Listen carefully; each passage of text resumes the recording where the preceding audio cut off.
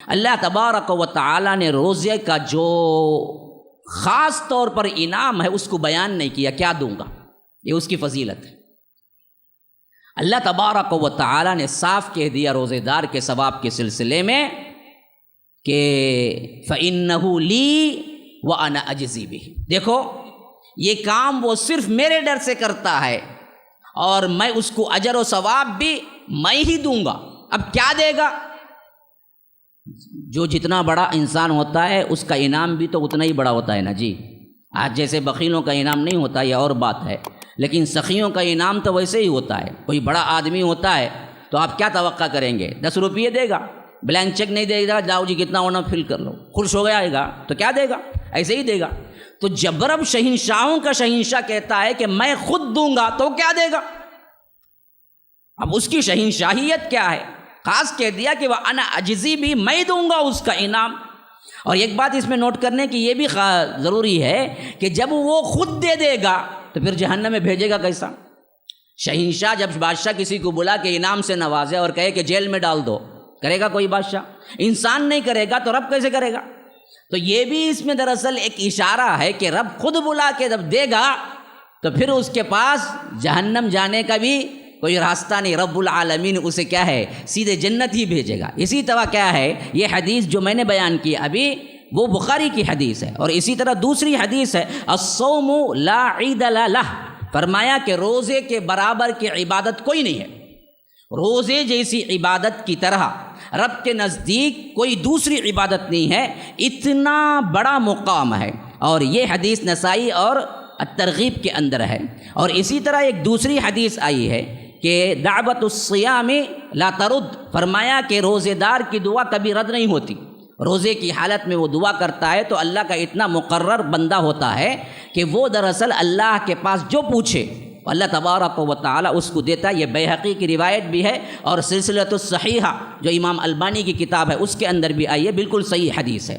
اور اسی طرح فرمایا کہ للصائم فرحتان، للصائم فرحتان اذا افطر بفطره واذا لقي ربه فرح بصومه، یہ روایت بھی مسلم کے اندر آئی ہے کہ اللہ کے رسول صلی اللہ علیہ وسلم نے فرمایا کہ روزے دار کے لیے 2 خوشی کے مواقع ہیں، فرحتان، 2 خوشیاں اس کو ملتی ہیں روزے دار کو۔ ایک کب؟ جب وہ روزہ کھولتا ہے افطار کے وقت، اللہ تبارک و تعالی اس کی دعا کے قبولیت کا وقت بھی رکھا ہے اور اس کے حساب سے اسے غذا بھی جو ملتی ہے، اس کی خوشی کا موقع ہی ایک اور ہی۔ اور اسی طرح دوسرے خوشی کا موقع اللہ کے رسول نے فرمایا جب اس کو بلا کر اللہ تبارک و تعالی اس روزے کا انعام دے گا نا، اس وقت اس کا موقع ہی، اس کا کیا کہنا، اس کو لیتے وقت اس کی عظمت کیا ہوگی۔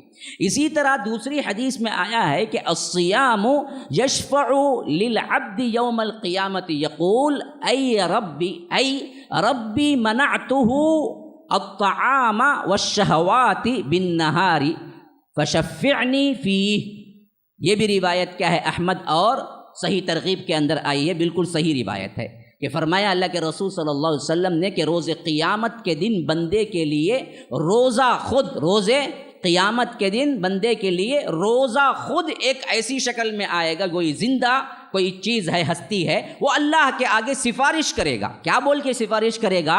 کہے گا کہ اے میرے رب، میں نے اسے کھانے سے، نفسانی خواہشات، بیوی سے ملنے سے روکے رکھا، اس لیے اے اللہ اس کے حق میں سفارش کرتا ہوں، اسے جنت پہنچا۔ یا رب، عبادت خوش شکل میں آ کے گویا کہ کیا ہے، رب سے التجا کر رہی ہے۔ روزہ جو خود اللہ کے لیے رکھا، جب وہ آ کے سفارش کرے تو اللہ اس کی سفارش رد کر دے گا۔ ہاں، تو یہ سفارش کرنے والی عبادت ہے۔ کہاں جھوٹے سفارشوں کے پیچھے پھرتے ہیں، کالے شاہ ولی ہیں کہتے، موسیٰ شاہ قادری ہیں کہتے، ان کے درگاہ کو جانا کہتے، وہاں چکر چاٹنا کہتے، یہاں آؤندے منہ گرنا کہتے، یہاں کیا ہے آپ پاؤں پڑنا کہتے، کیا کہتے انہوں سفارش کریں گے کہتے۔ کون بولے جی؟ حدیث سے ثابت ہے، قرآن میں ہے۔ ارے جو صحیح سفارش ہے اس کے لیے لازم پکڑ لو، روزہ سفارش کرے گا تمہاری، اللہ کے رسول صلی اللہ علیہ وسلم نے گارنٹی دی ہے، تو اس کو پکڑ لو لازم، روزہ کبھی نہ چھوڑو۔ کل کے دن قیامت میں دوسرے گناہوں کی وجہ سے آپ پکڑے گئے نا جی، روزہ آئے گا، کہے گا کہ اے اللہ یہ روزے دار تھا، جس روزے کی وجہ سے وہ کھاتا نہیں تھا دن میں، اس روزے کی وجہ سے شہوت پورا نہیں کرتا تھا، اے اللہ میں سفارش کرتا ہوں اسے جنت بھیج دے۔ اس جیسے اور ایپیسوڈز اور دروس کے لیے MSLI TV آپ کے تعاون کا مستحق ہے۔ اسکرین پر دکھائے گئے نمبرز پر کھل کر تعاون کریں۔ جزاک اللہ احسن الجزا فی الدنیا والآخرہ۔